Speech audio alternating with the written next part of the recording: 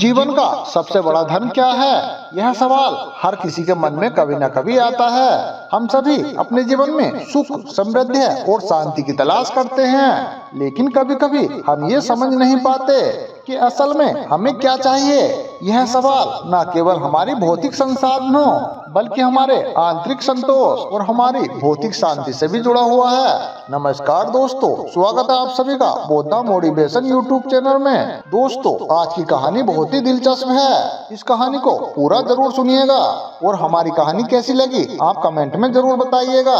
तो आइए दोस्तों, बढ़ते हैं इस कहानी की ओर। बहुत प्राचीन समय की बात है। एक राज्य आनंदपुर में राजा राजेश्वर का शासन था। राजा न्यायप्रिय और प्रजा का भला चाहने वाला था, लेकिन उसकी जिंदगी का एक सवाल उसे हमेशा ही परेशान करता था कि जीवन का सबसे बड़ा धन क्या है। राजा ने कई ग्रंथ पढ़े, विद्वानों से चर्चा की, लेकिन उसे कभी भी संतोषजनक उत्तर नहीं मिला। वो यह सोचता रहता था, अगर मैं इस प्रश्न का उत्तर जान लूं, तो मैं अपने राज्य में सभी का जीवन सुख और समृद्ध बना सकता हूँ। एक दिन राजा ने अपनी चिंता दरबार में साझा की। उसने राज्य में एक घोषणा की कि जो भी व्यक्ति मुझे इस प्रश्न का उत्तर बताएगा कि जीवन का सबसे बड़ा धन क्या है, उसे मैं अपार संपत्ति और धन दूंगा। यह सुनकर दरबार में हलचल मच गई। उस दरबार में बड़े बड़े विद्वान, संत, साधु इस प्रश्न का उत्तर देने लगे।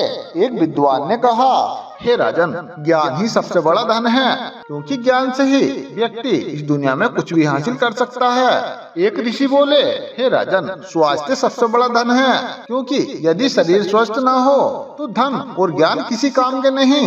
एक व्यापारी ने कहा कि धन सबसे बड़ा है, क्योंकि धन से ही हर समस्या का समाधान किया जा सकता है। फिर राजा ने इन उत्तरों पर विचार किया, लेकिन किसी से भी उन्हें पूरी तरह से संतोष नहीं हुआ। उसने सोचा, शायद इन उत्तरों से आगे कुछ न कुछ गहराई है जो कि मुझे समझने की आवश्यकता है। कुछ दिनों बाद एक साधु दरबार में आया। उस साधु ने सफेद वस्त्र धारण कर रखे थे और उसके चेहरे पर अद्भुत शांति थी। उस साधु ने राजा से कहा, हे महाराज, मैं आपके प्रश्न का उत्तर जानता हूँ, लेकिन ये उत्तर मैं आपको तब दे सकता हूँ जब आप मेरे साथ एक यात्रा पर चलें। राजा ने उत्सुकता से साधु की बात मान ली। उसने अपने मंत्री को भी अपने साथ चलने का आदेश दिया और तीनों एक रहस्यमय यात्रा पर निकल पड़े। यात्रा के पहले दिन वह साधु राजा को एक छोटे से गांव में ले गया। वहाँ वे एक गरीब किसान से मिले जिसका नाम रमेश था। रमेश के पास एक छोटी झोपड़ी, एक बैल और एक छोटी सी जमीन थी। किसान मिट्टी से सने हाथों से काम कर रहा था। उसकी पत्नी पास में ही खाना बना रही थी और बच्चे खेत के पास खेल रहे थे। उस परिवार में हंसी और खुशी का माहौल था। राजा ने रमेश से पूछा, हे रमेश, तुम्हारे पास तो न धन है, न ही कुछ सुख और सुविधा, फिर भी तुम्हारे चेहरे पर ये मुस्कान क्यों है? उस किसान ने हंसते हुए उत्तर दिया, हे महाराज, मेरे साथ मेरा परिवार है, उसका प्यार है और मेहनत करने की शक्ति है। जब मैं दिन भर खेत में काम करता हूँ और शाम को अपने परिवार के साथ बैठता हूँ, तो मुझे बहुत खुशी महसूस होती है। यही मेरे लिए सबसे बड़ा धन है। राजा ने ध्यान से उसकी बात सुनी। उसने ये महसूस किया कि रमेश की बात में एक सच्चाई छुपी थी, लेकिन फिर भी उस राजा को यह उत्तर अधूरा लगा। उसके बाद वह साधु राजा को इस शहर के सबसे बड़े व्यापारी हरिराज के पास ले गया। हरिराज का महल शानदार था। वहाँ सोने चांदी के बर्तन, कीमती गहने और सुंदर सुंदर कपड़े हर कोने में रखे थे। लेकिन हरिराज बहुत ही परेशान लग रहा था।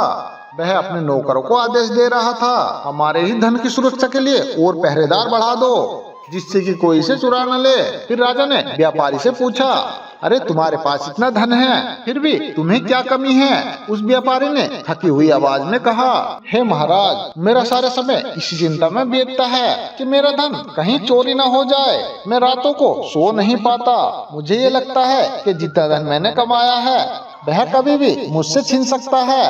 राजा को यह देखकर आश्चर्य हुआ। उसने साधु से कहा, देखो, ये कितना अजीब है और गरीब किसान बहुत ही संतोषी है, लेकिन ये अमीर व्यापारी कितना परेशान है। क्या धन वास्तव में सबसे बड़ा धन नहीं है? साधु मुस्कुराया और चुपचाप राजा के प्रश्न का उत्तर देने के समय का इंतजार करता रहा।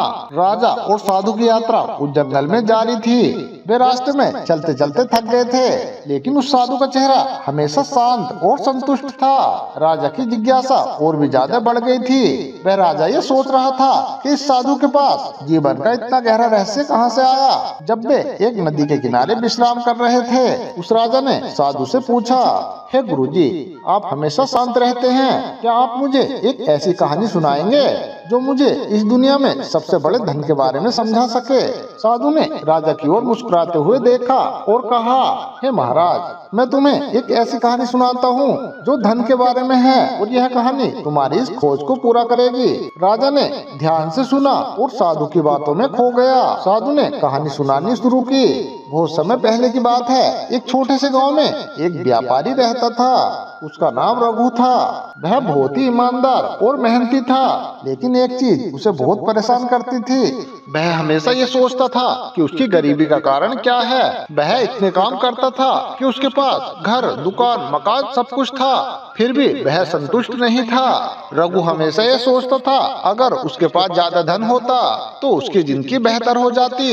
एक दिन उसने एक साधु से सुना कि धन तो उसके पास है, जो जिसे सही तरीके से इस्तेमाल करता है। यह सुनकर रघु ने सोचा कि मैं तो गरीब हूँ, शायद ये साधु मुझे कुछ रास्ता बताएगा। रघु उस साधु के पास गया और बोला, हे महाराज, मुझे धन की आवश्यकता है ताकि मैं अपनी जिंदगी सुधार सकूं। कृपया आप मुझे कुछ उपाय बताएं। उस साधु ने रघु को देखा और कहा, तुम्हारे पास जो पहले से है वो काफी है। अगर तुम सच में समृद्ध होना चाहते हो तो तुम्हें एक यात्रा पर जाना होगा। तुम्हें 3 अलग अलग स्थानों पर जाना होगा और वहाँ से तुम्हें कुछ खास चीजें लेकर लौटना होगा। रघु ने साधु की बातों को सुना और तुरंत ही यात्रा पर निकल पड़ा। उसका पहला ठिकाना एक समृद्ध गांव था, जहाँ पर बहुत सारी संपत्ति थी। रघु ने उन लोगों से पूछा कि वह किस तरह से इतने अमीर हुए। गांव वालों ने बताया कि हमारे पास अनमोल धरोहर है, हमारा काम, हमारी मेहनत और हमारे रिश्ते। हम विश्वास और प्रेम से काम करते हैं और यही हमारा सबसे बड़ा खजाना है। रघु ने यह सुना, लेकिन वह समझ नहीं पाया। उसने फिर सोचा, यह तो केवल बातें हैं, मुझे तो असली धन चाहिए। दूसरी यात्रा पर रघु एक बड़े शहर में गया, जहाँ बहुत सारे व्यापारी और अमीर लोग रहते थे। उसने वहाँ भी वही सवाल पूछा, आखिर क्या राज है तुम्हारी संपत्तियों का? फिर व्यापारी ने जवाब दिया, हमारे पास ढेर सारे पैसे हैं, लेकिन ये पैसा हमें कभी भी शांति नहीं देता। हम हमेशा धन की चिंता करते हैं, हम उसे बचाने के लिए परेशान रहते हैं। हमारे पास सब कुछ है, लेकिन फिर भी हमें अंदर से संतोष नहीं मिलता। फिर रघु ने सोचा, यह भी कोई तरीका नहीं है। भला धन का क्या फायदा? अगर वो शांति नहीं देता तो ऐसे धन का हमें कोई फायदा नहीं। और रघु अंत में एक दूर दराज गाँव में गया, जो कि एक जंगल के बीच स्थित था। यहाँ के लोग गरीब थे, लेकिन सभी लोग यहाँ खुश रहते थे। फिर उन लोगों से रघु ने पूछा कि आप इतने खुश क्यों हैं, जबकि आपके पास बहुत कुछ नहीं है। गांव वाले बोले कि हमारे पास धन नहीं है, लेकिन हमारे पास प्यार और संतोष है। हम एक दूसरे की मदद करते हैं और जो कुछ भी हमारे पास है हम उसी में खुश रहते हैं। हम धन को एक साधन मानते हैं, लेकिन इसे हम कभी अपना उद्देश्य नहीं मानते। हमारी सबसे बड़ी संपत्ति हमारी शांति और संतोष है। यह सुनकर रघु का दिल बदल गया। उसने महसूस किया कि जो चीज वह हमेशा खोजता रहा था वह बाहर कहीं नहीं बल्कि उसके अंदर ही थी। रघु घर लौट आया और महाराज से कहा, हे महाराज, आपने जो कहा वह बिल्कुल सच था। धन से ज्यादा महत्वपूर्ण तो संतोष है। अब मेरी समझ में आ गया है कि असली धन वह होता है जो हमारे दिल में है, ना कि जो हम बाहरी चीजों से हासिल करते हैं। साधु ने रघु को देखा और कहा, अरे बेटा, तुमने सही समझा। संतोष वह धन है जो किसी भी परिस्थिति में तुम्हारी आत्मा को संतुष्ट कर सकता है। साधु ने राजा की ओर देखा और कहा, हे महाराज, रघु की तरह हम भी बाहरी धन की खोज में इतने खो जाते हैं कि हम ये भूल जाते हैं कि संतोष और आंतरिक शांति ही असली संपत्ति है। राजा ने साधु की कहानी से गहरी सीख ली और वह समझ गया कि असली धन की संपत्ति बाहरी दुनिया में नहीं बल्कि अपने अंदर ही है। तीसरे दिन वह साधु राजा को एक झरने के पास ले गया।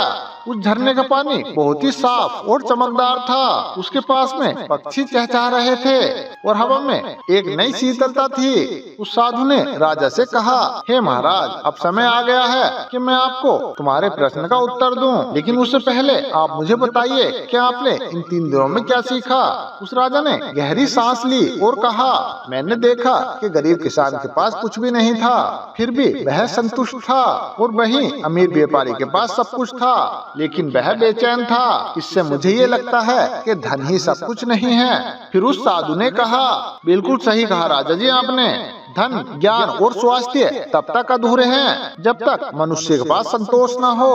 संतोष ही जीवन का सबसे बड़ा धन है। यदि इंसान के पास संतोष है तो वह गरीबी में भी खुश रह सकता है, और यदि उसके पास संतोष नहीं है तो धन और ऐश्वर्य भी उसे सुख नहीं दे सकते। राजा इस उत्तर से प्रभावित हुआ और वह अपने राज्य वापस आ गया। तो दोस्तों, इस कहानी से आपने क्या सीखा हमें कमेंट करके जरूर बताएं, और हमारी वीडियो को लाइक और चैनल को सब्सक्राइब जरूर कर दें। तो मिलते हैं दोस्तों इसी तरह की एक और नई कहानी के साथ। तब तक आप अपना ध्यान रखिए और हमेशा खुश रहिए।